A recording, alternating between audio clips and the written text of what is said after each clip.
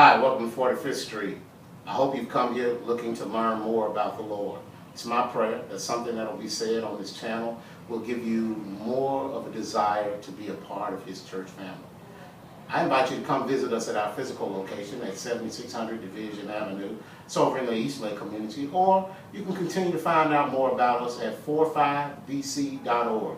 Well, here comes the sermon. My prayer is that it's a blessing to you. God bless you, and take care.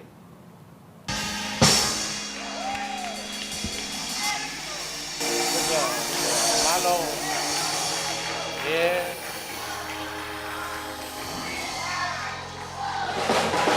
Yes, sir. Yeah. To everyone I see, I will open up my mouth.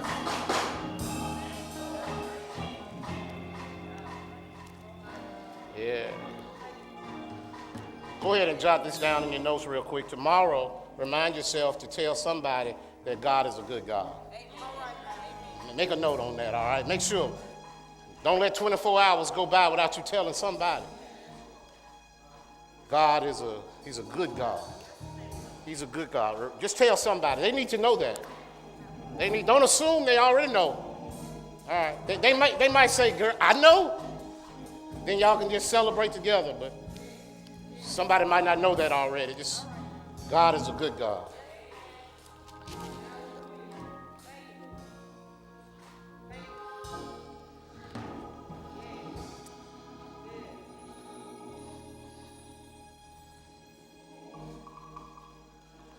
I started a sermon series a few weeks ago, and entitled God's Rating System. And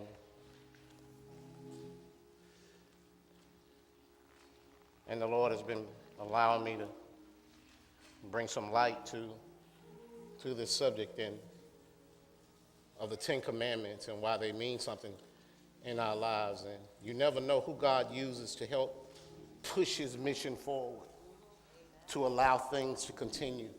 Don't ever be confused. Not always somebody who appears to be religious or spiritual.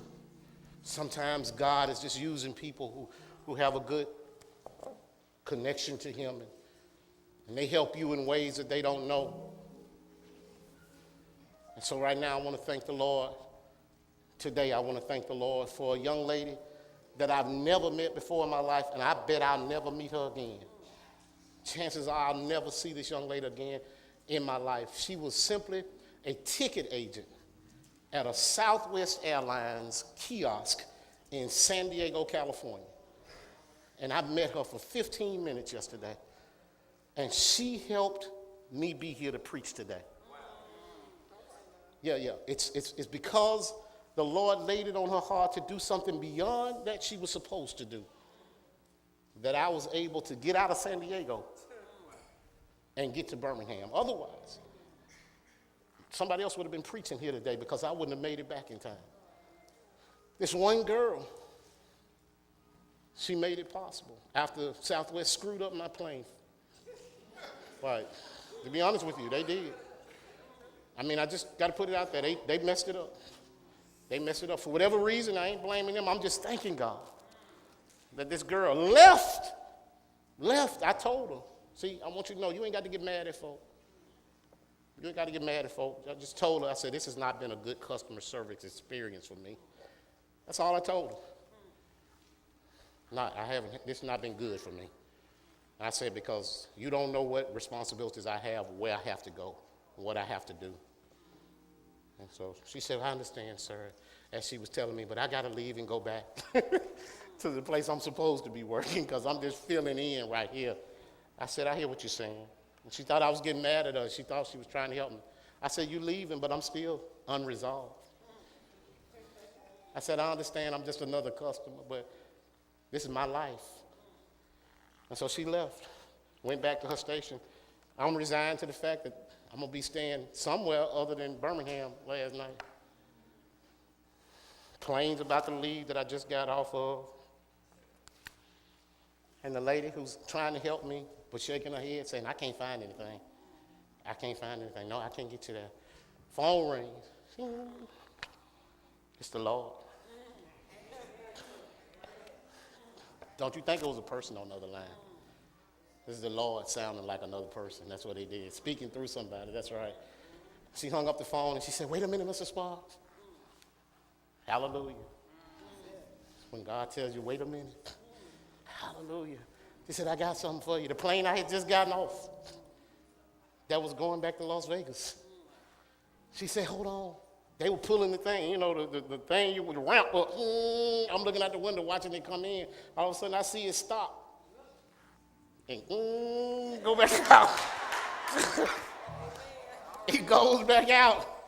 She said, come on, Mr. Sparks. I see her, she's rushing. She tells the gate agent, hold on, I got one. And I run and she gives him my ticket.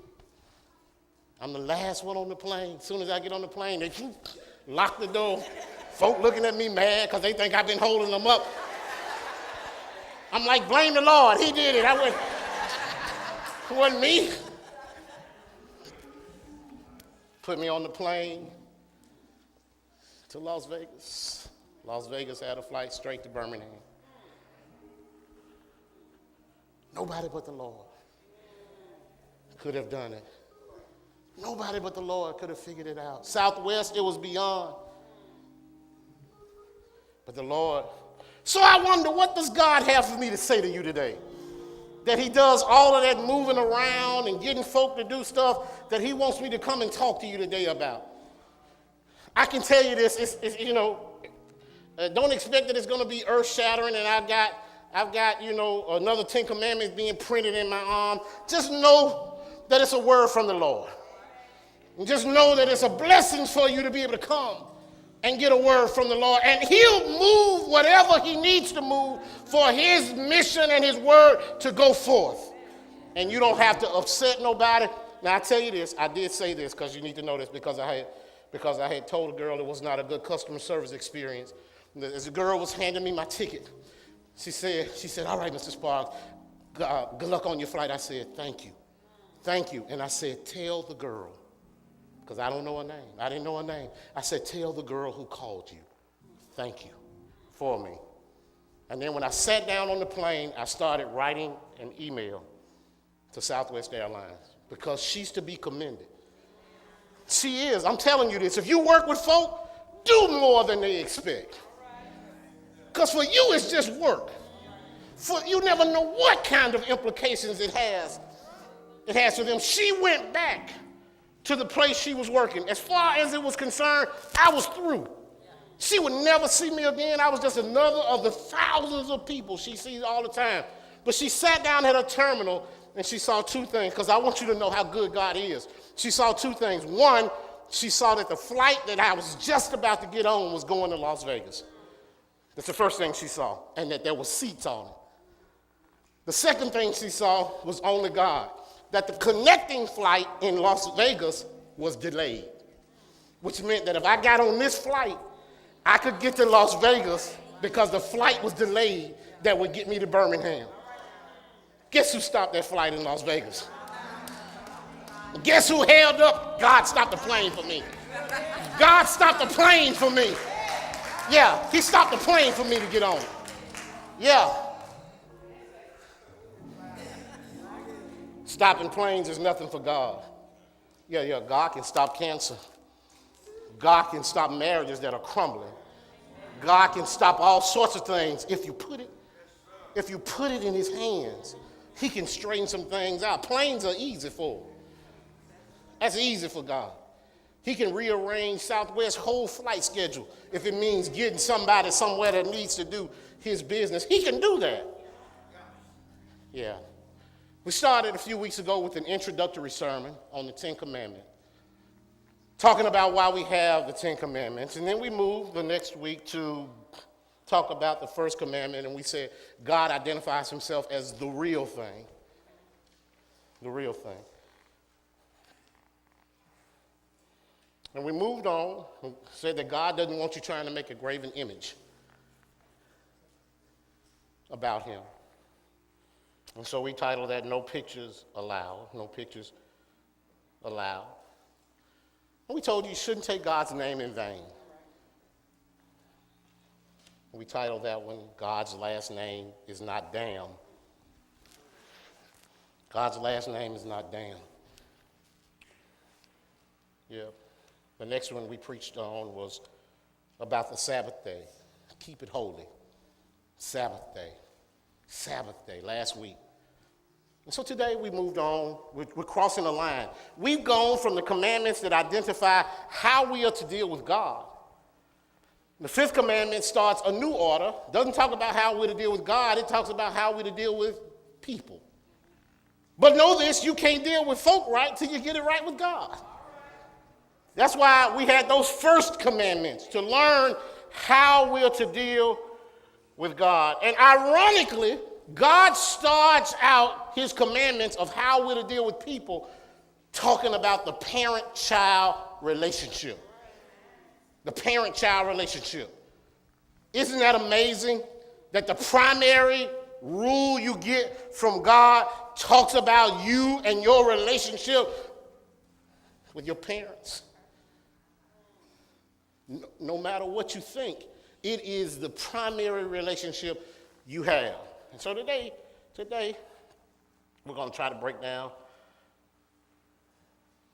little bit more understanding about this commandment. It starts at verse 12. And it's simple. It says, honor thy father and thy mother. For those of you who haven't followed, we're in Exodus chapter 20. Exodus chapter 20. We're at verse 12. Exodus chapter 20, verse 12.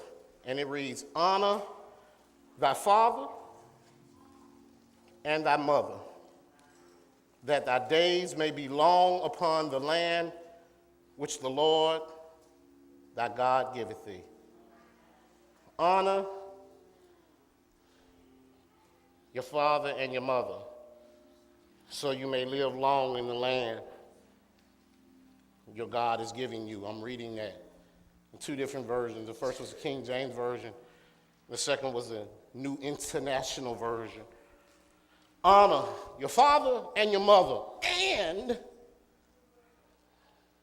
you can live long in the land your God is giving you. Today, I want to try for a little while to deal with this subject.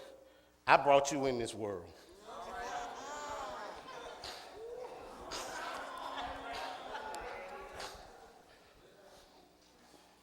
All right? I brought you in this world.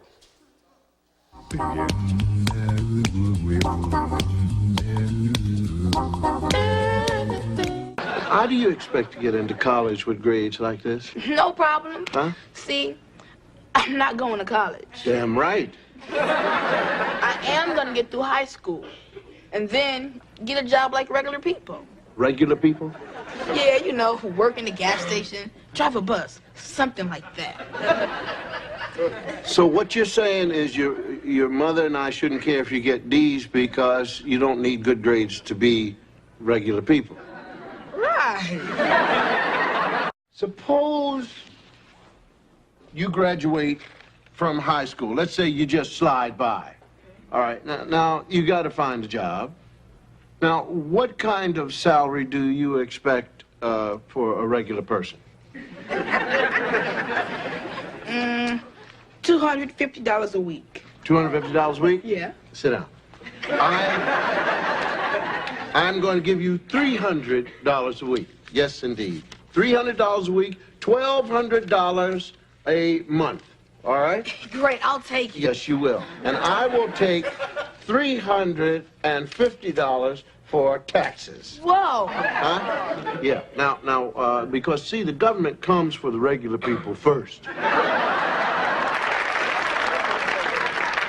Now, how much does that leave you with? $850. All right. Now, you've got to have an apartment because you are not going to live here. So, an apartment in Manhattan will run you at least $400 a month. I'll live in New Jersey. All right. You live in New Jersey, you've got to have a car. I ride a motorbike. You need a helmet. Figure $100 a month for clothes and shoes. Figure 200. I want to look good. Okay, so what does that leave you with? $200. So, no problem. There is a problem. You haven't eaten yet.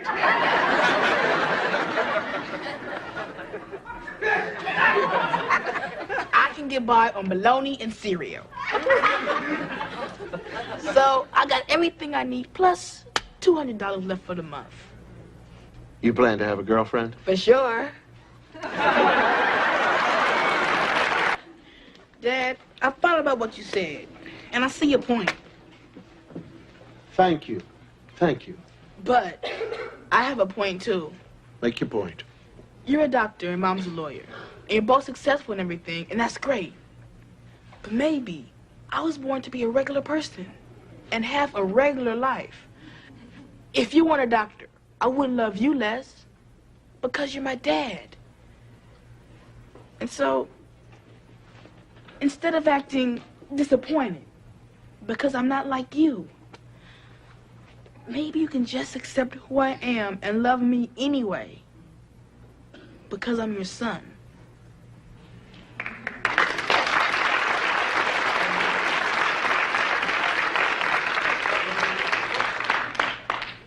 Theo, that's the dumbest thing I've ever heard in my life. There's no wonder you get D's and everything. Now, you are afraid to try because you're afraid that your brain is going to explode and it's going to ooze out of your ears. Now, I'm telling you, you are going to try as hard as you can. And you're going to do it because I said so. I am your father. I brought you in this world, and I'll take you out.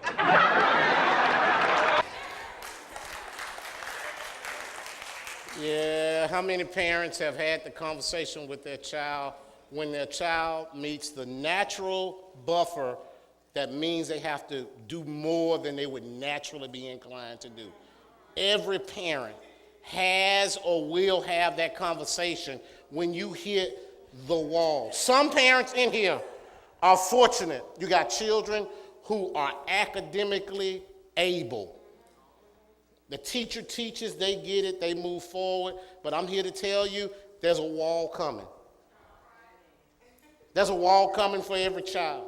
You had a wall when you got to the point where natural ability couldn't do it anymore. Somebody had to be there to help encourage you to move forward beyond your natural barrier. Now, I'm just talking about the kids who are already academically able. Some parents have been gifted with a child who isn't academically eligible or able. And you got to push harder from the beginning with that child. Some children simply cannot get the scheme of school. It does not mean they're unintelligent. It just means the way school is designed, the way teachers have to teach, doesn't fit them. Guess whose job it is to figure it out? It's your job, Mom and Daddy. It's your job. It ain't the teacher's job. It's your job to figure that out. What goes on with your child? You want your little Johnny to be the best little Johnny can be. And God gave him to you. God don't want to hear the teacher didn't teach. No. You do whatever you need to do to make sure your little Johnny gets what he requires to reach adulthood and be able to get up off your couch and to go get on his own couch. Yeah, the truth of the matter is there's a point in time where if you want to go live on your own couch and do nothing, God bless you. But you got to get to the next level. And I got news. If they get to that point and they're able to establish themselves, they're going to want to do more. They're going to want more. But you got to give them a foundation for doing it. Let's look at how this works. I brought you in this world. I don't want you to think about it in the negative or the pejorative because I'm not here to talk to you about threatening your children. All right, that's not my purpose. My purpose today is in encouraging your children. Although I've been threatened, truth of the matter is I could file a police report. Yeah, I've been threatened. I've been got up in my face like, you better go in there and do what I know you're able to do. Yeah, because my folk didn't play about school. They didn't. I mean, it was serious. Things got quiet in the house. Wasn't no balls bouncing. TV went down low. Everything stopped about school because they knew that regardless of what God had blessed them with, that the bridge to Andra doing better in life was called education. That was the key to me doing better, to me having a standard of living that was at least theirs and better if possible. That was the key. And so I need you to know this, mamas and dads, is that God has given a principle, this principle in life that will determine every relationship your children will have from your house. How they deal with you will have reference to how they deal with everybody else in life. I challenge you to find somebody who's a troublemaker on your job, who does not respect authority on your job with you, and who respects their mom and dad at home. You follow them home, and I guarantee you the food they cut at work is the food they cut at home. You learn respect and decency at your mama's skirt tail, pulling up on your daddy's trousers. That's how you learn how to deal with folk. And guess what? It's universal. It's universal. It doesn't have anything to do with America. You can go anywhere in the world, and God's principle applies to you no matter your racial background, your ethnic background. Doesn't matter if you're poor or if you're rich, you still have to follow the same rules. Same rules. I read just recently about a young Asian girl who learned how to love her mom and dad immensely after they relocated from their home in the Asian province to America for a better life.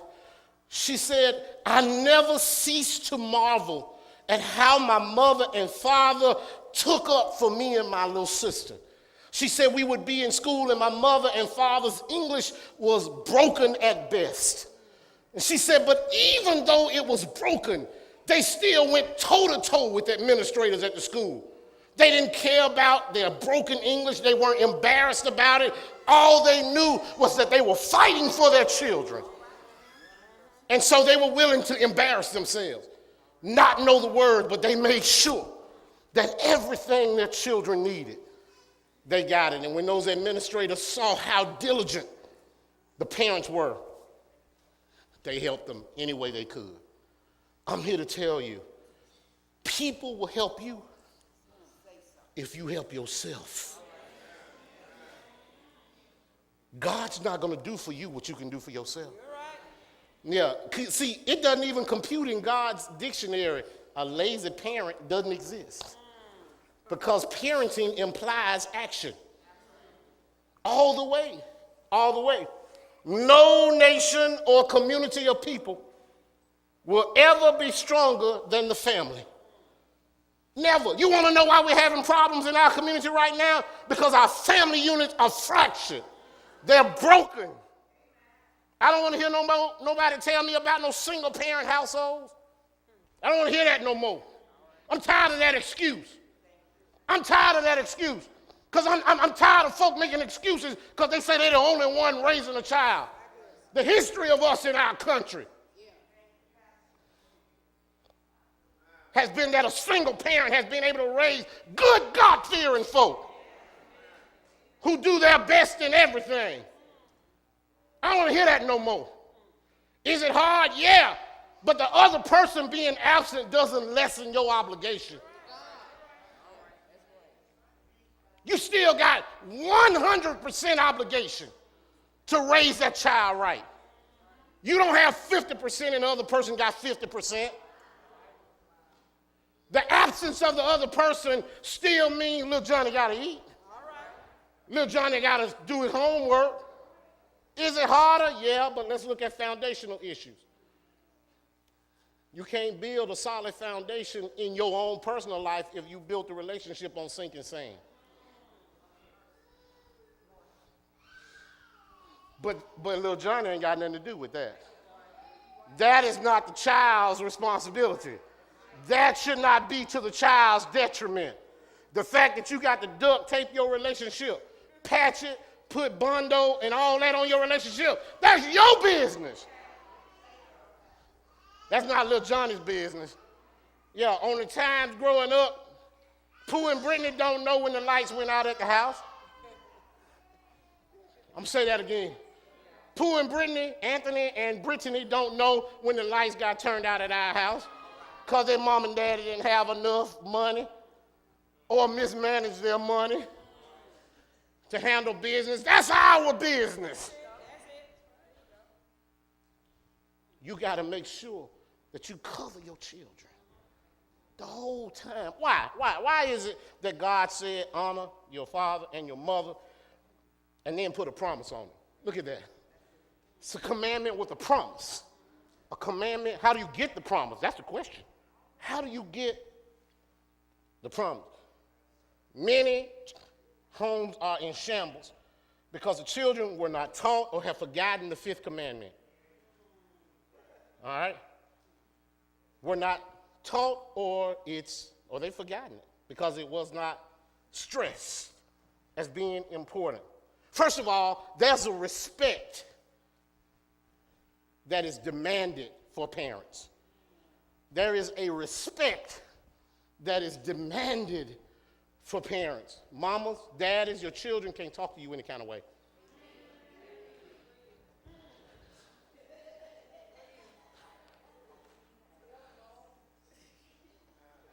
Some statements out of some children's mouths require a hard slap to the face. Because you can't say anything to me. No. You can't talk to me. I don't care how old you get. You can't talk to me. I don't care how many children you got. I don't care that you retired from your job. You can't talk to me any kind of way. My granddaddy was 80-some years old. And his children would be in there talking to him, and somebody would say, I don't know what they were thinking when they said it. It just, and all he would say was, oh, which means, uh-oh, backpedal, because you know you just crossed a line of disrespect. And you just didn't talk to folk any kind of way. And if you raise your children thinking they can say anything to you, I know we playing. We just playing. Yeah, till they ain't playing no more. Till they're not playing anymore. And the next thing you know is it's disrespectful. And you said it, and the disrespect you show at home, you'll show in the street. Oh, yeah. You must, parents, demand respect from your children. Don't strive to be your children's friend. Do not make that a goal. I can't stand when I hear folks tell me and my mama best friend. Well, somebody ain't doing somebody's job.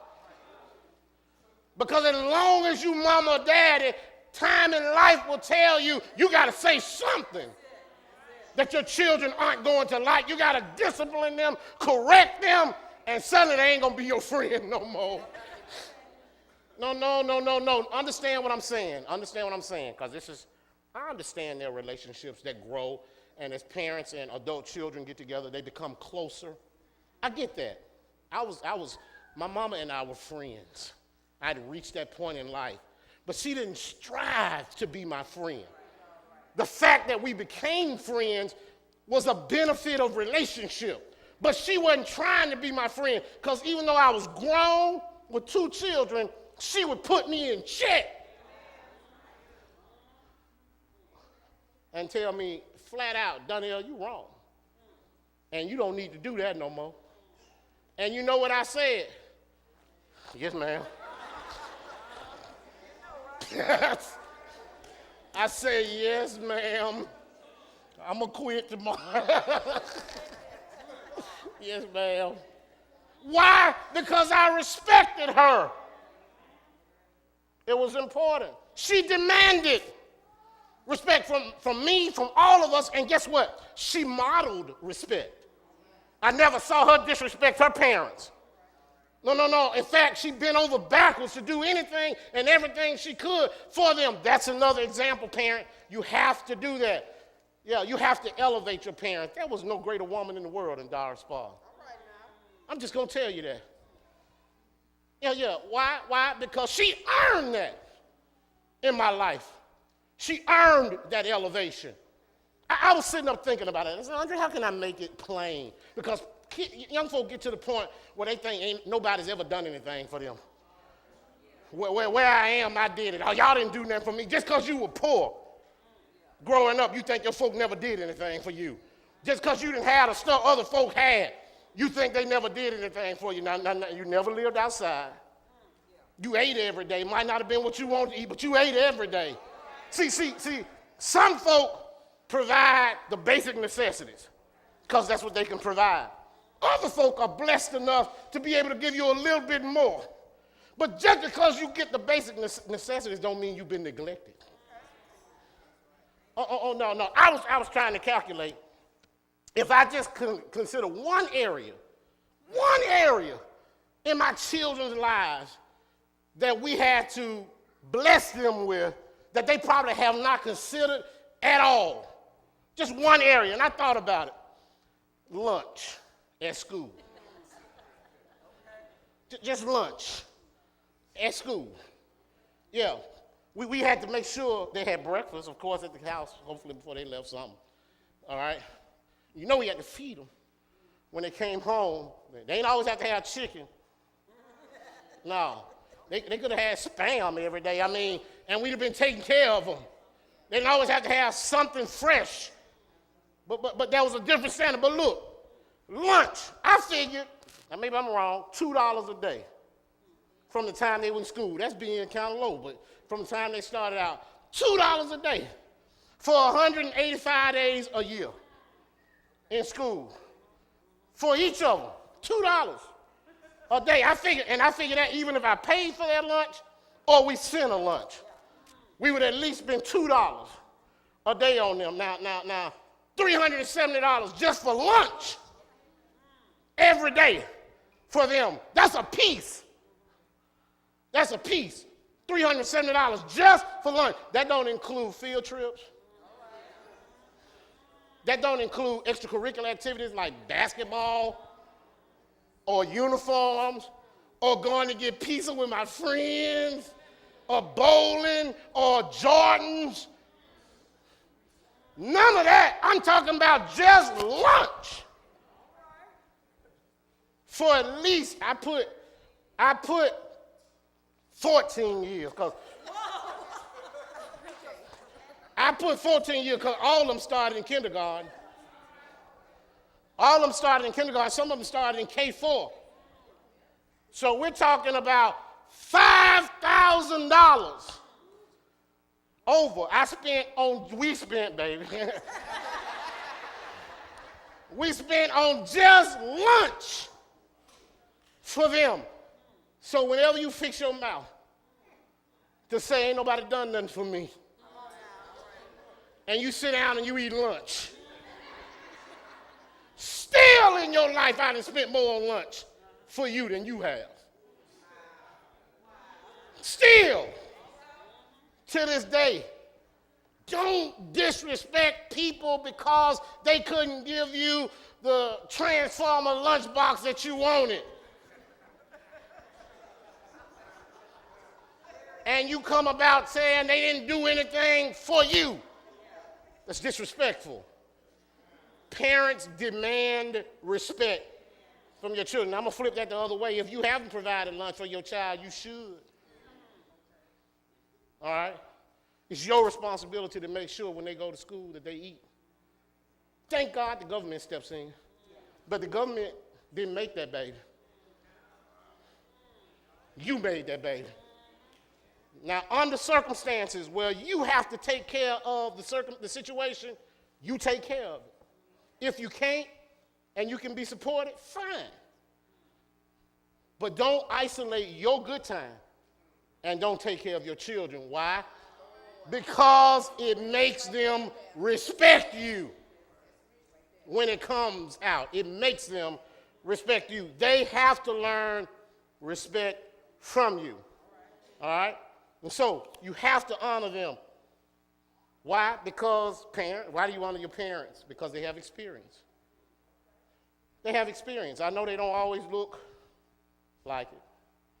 I know you can't look at them sometimes and think they know what you're going through. But the truth of the matter is your parents have experienced life. And that experience is valuable. Hold them in high esteem. Hold them in high esteem, but value the experience as well. What experience do they have? They have the experience of raising you. They have that experience of raising you. All right? And so they must be respected, and that respect must be demanded. Must be demanded. It's discouraging to see a child or a young person be disrespectful to their parents. That's discouraging. And the same disrespect that they show as a child will grow up in them.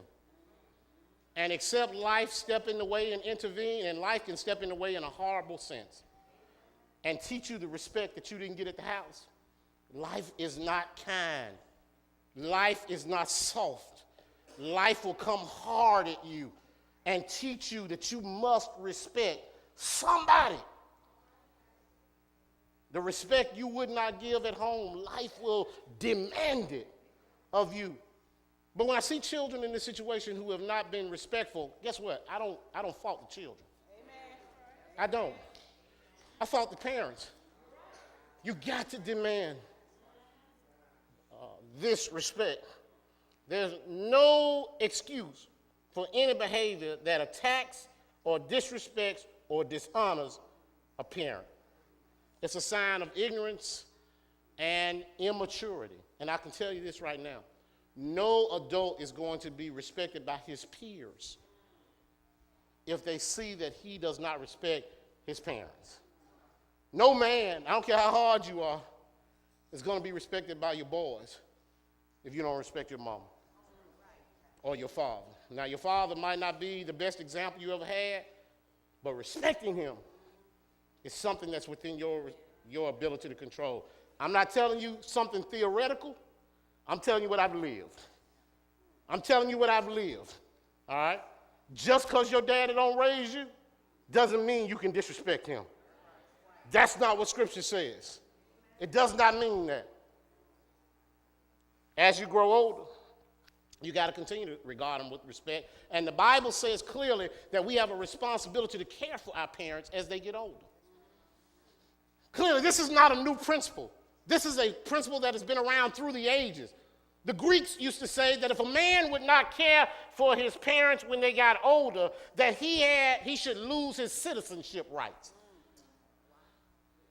He should lose his citizenship rights when he had the ability to care for his parents and he didn't do it. This is age old. It's simply a fundamental principle that your folks should be cared for by you if you have the ability to do it. They should be cared for you.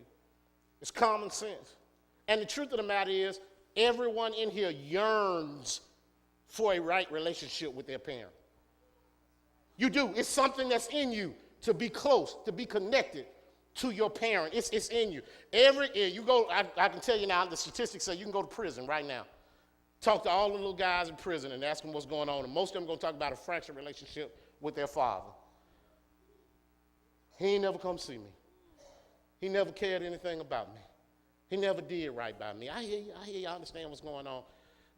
And most of them, no matter how hard they are, when it comes down to it, they just wanted him to come and say something to them, to recognize them, acknowledge them as being worth something.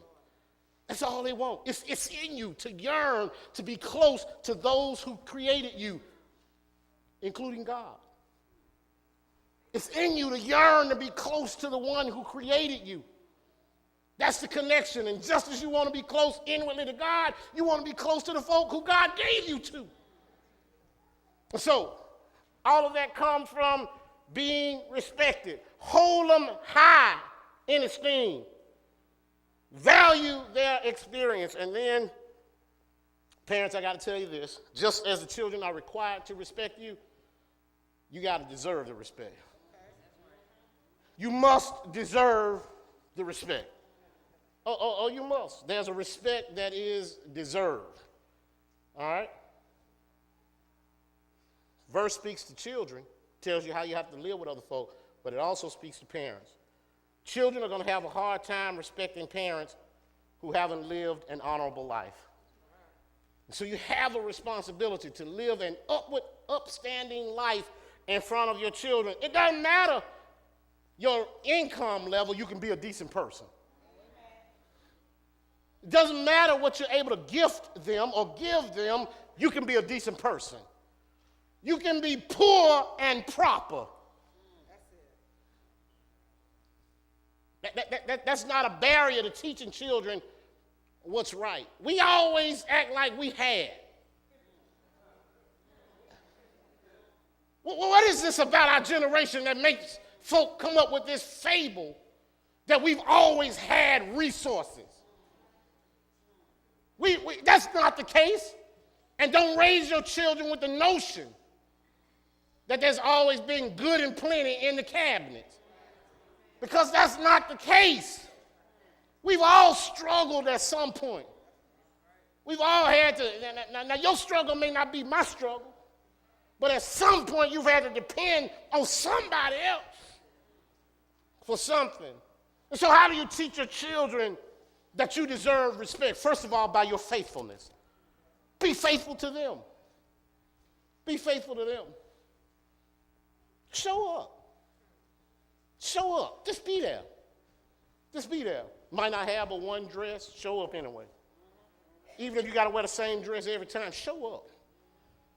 Even if you think the kids are going to laugh at your children, well, they don't want to see me every time I go to the meeting, they got the same dress on. Show up. Let that work itself out. Just be there for your children. Let them know that you care about them. Don't let them go through a program when you could be there and there's nobody to clap and cheer for them. Be faithful to them. Show them that God's been faithful to you. That's the best example. Show them. Don't keep telling them. Show them. Show them God's been good to us. Tell them, didn't have much this month, but this is what God blessed us with. Let them know where it came from. Let them know when you set the table. Thank God for that. I know I made this oatmeal, but thank God for it. God brought this to us. Let them know where the blessings come from, because guess what? Just as you depend on God, they'll grow to depend on God too.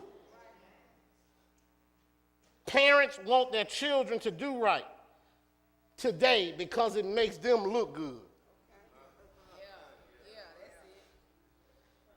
It ain't fashionable to have a bad child.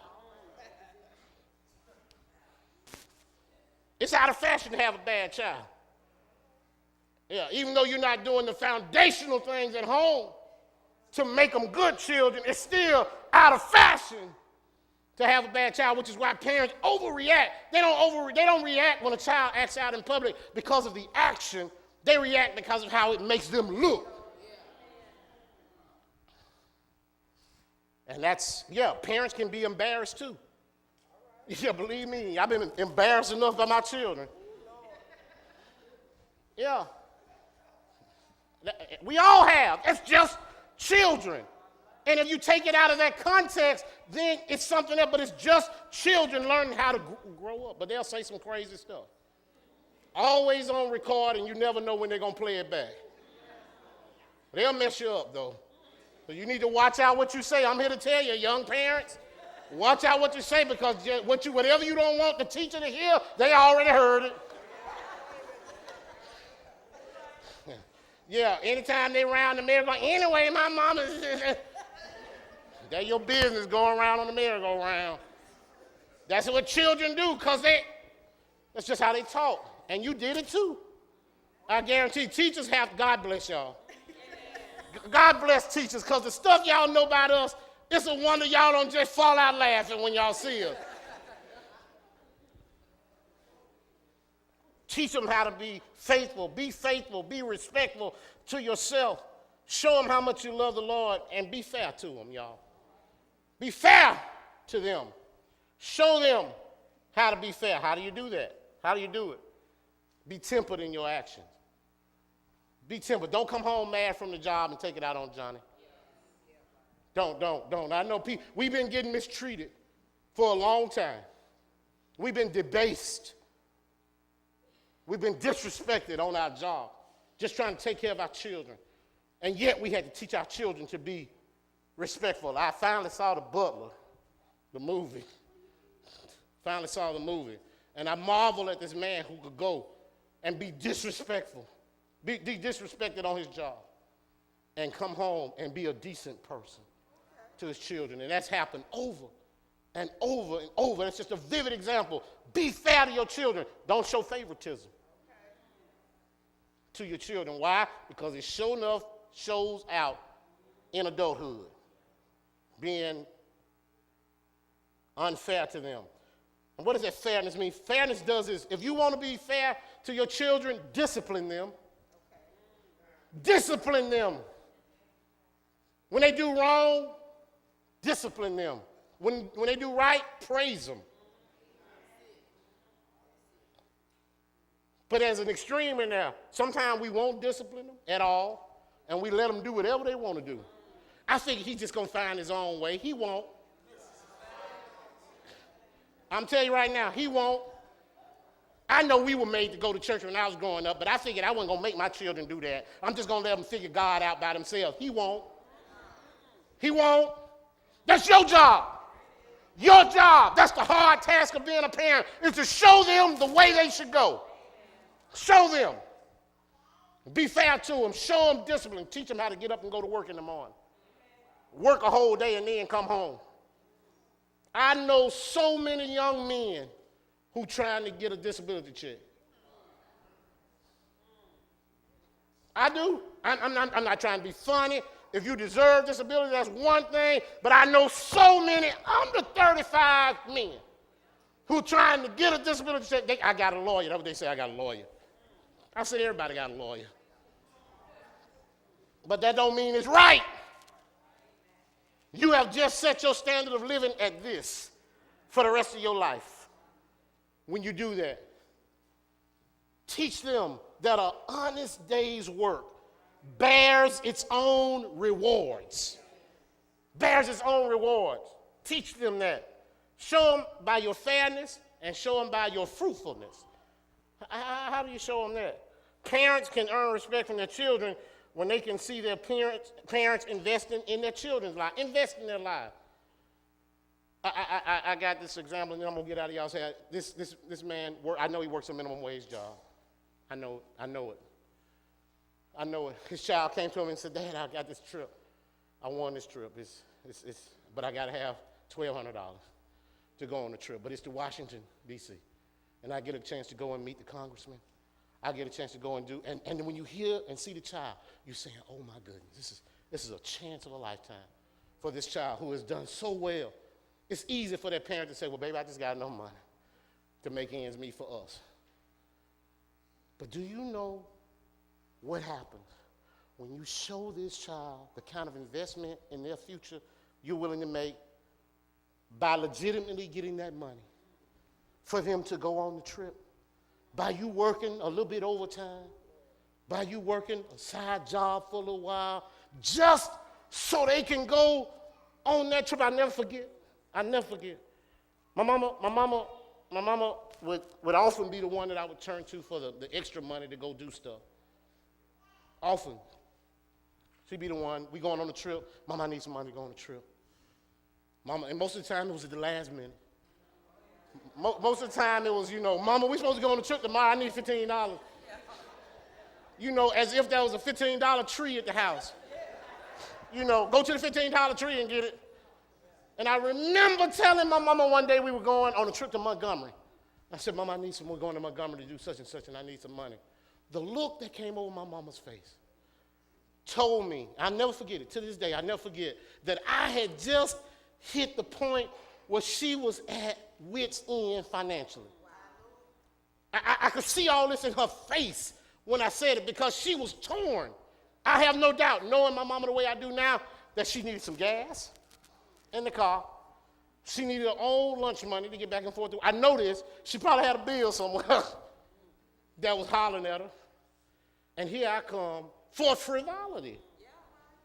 Frivolity. Me not going on this trip, I still was going to be all right. But she was torn because at every turn, she tried to give me every resource she could to make sure I could be the best Andre I could be. And I saw it in her face that day. And the way it manifested that day, it came off as anger. When she said, what, Daniel? I mean, but it was really frustration. The child in me said to me, well, why is she mad at me? That's the child in me. But it was really a frustrated parent who did not have enough of the resources she wanted to bless her children with. Mama had to be at work at 6 o'clock in the morning. I got up the next morning. I didn't know what was going to be because she, when I went to bed, she was mad, I thought. When I got up the next morning, it was $15 sitting on the table.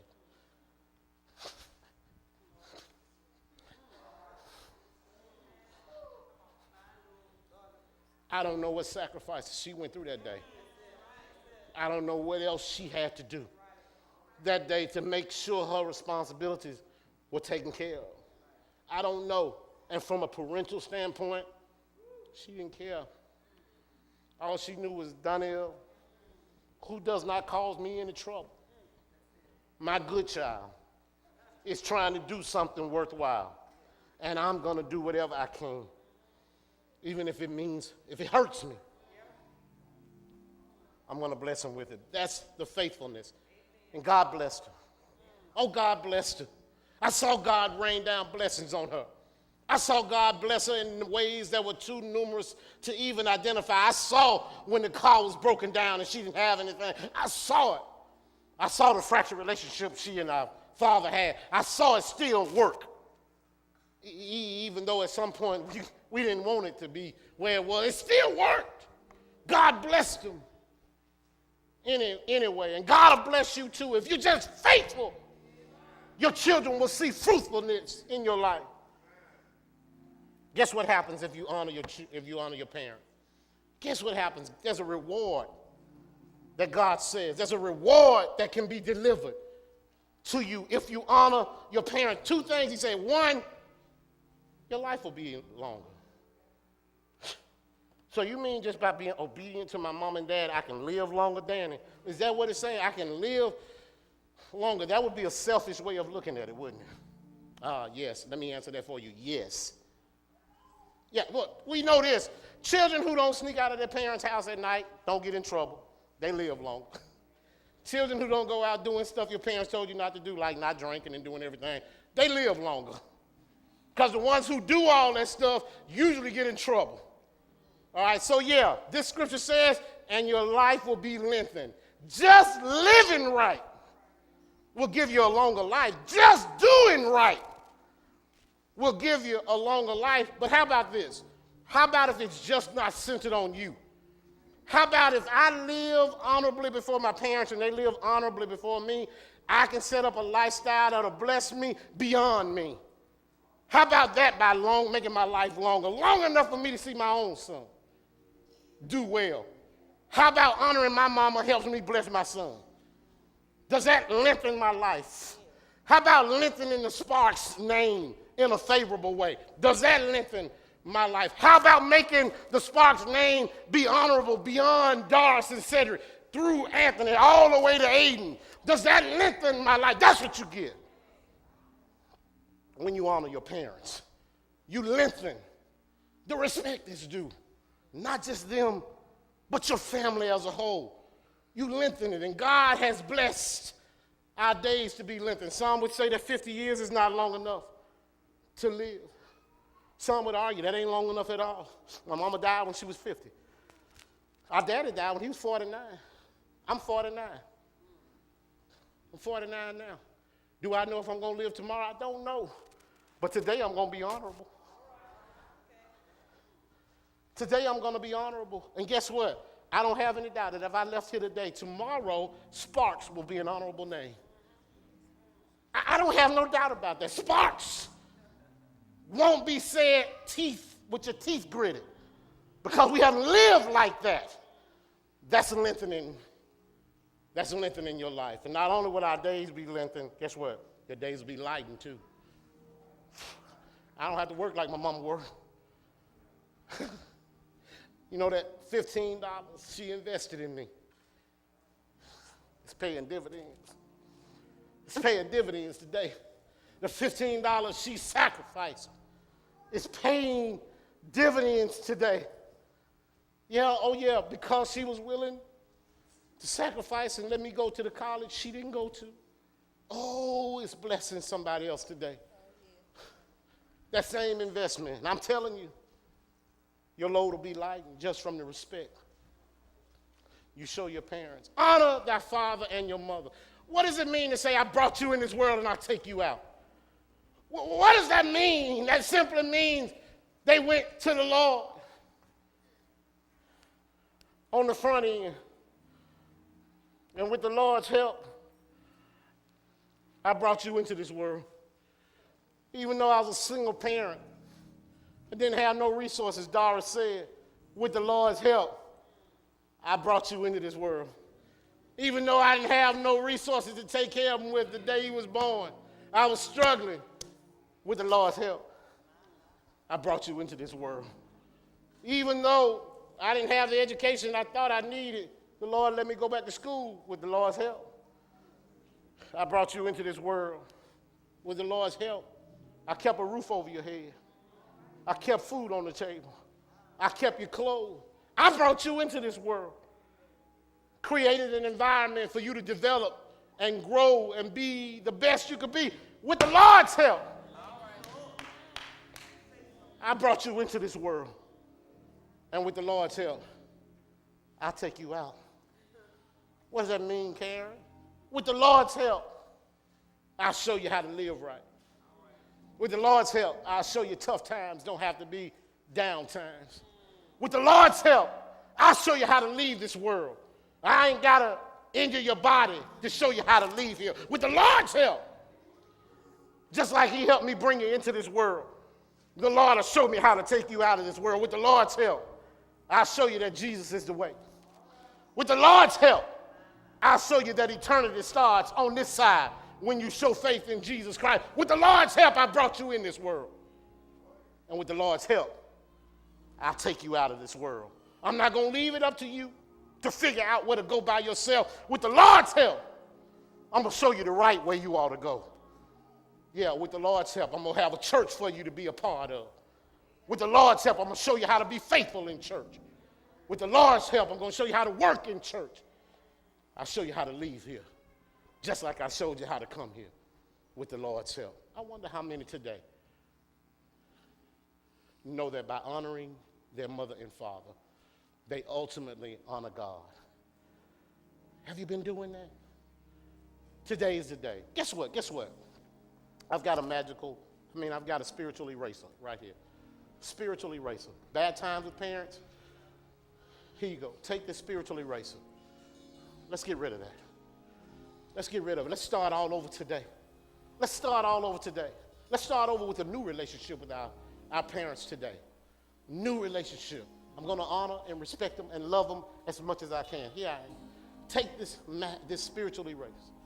Start all over again. Don't keep resting on yesterday. And God will bless you. I assure you, he'll bless you. While the choir stands to sing this song, know that the relationship that Jesus had with his Father is the same example we ought to have with our parents. He loved them. He always honored them. He was willing to do whatever his father wanted him to do, knowing that by doing what his father wanted him to do, a blessing would come from it. And so he died because his father wanted him to. And look at what his father did. He loved him enough to bless him with new life. And it's that relationship that we hold on to right now. Your mom and daddy can't stop you from dying. But just like they brought you into this world, they can show you how to live in another world. Today is the day. Now is the time. Start a relationship anew. The doors of our church are wide open. Whosoever will, let them come. Let them come right now. Father, Wow. help your children. That's a good song. Don't let them fall by the side of the road. Well, there you have it. My prayer is that this sermon, this message has been a blessing to you. If you desire more information about 45th Street or any information you need about the Lord, I invite you to visit us at our website, 45bc.org, or come see us in our church home at 7600 Division Avenue. Again, my name is Andre Sparks, and I can't wait to see you. And so you can find out why we're striving to be the friendliest church from the parking lot to the pulpit. God bless you. Take care.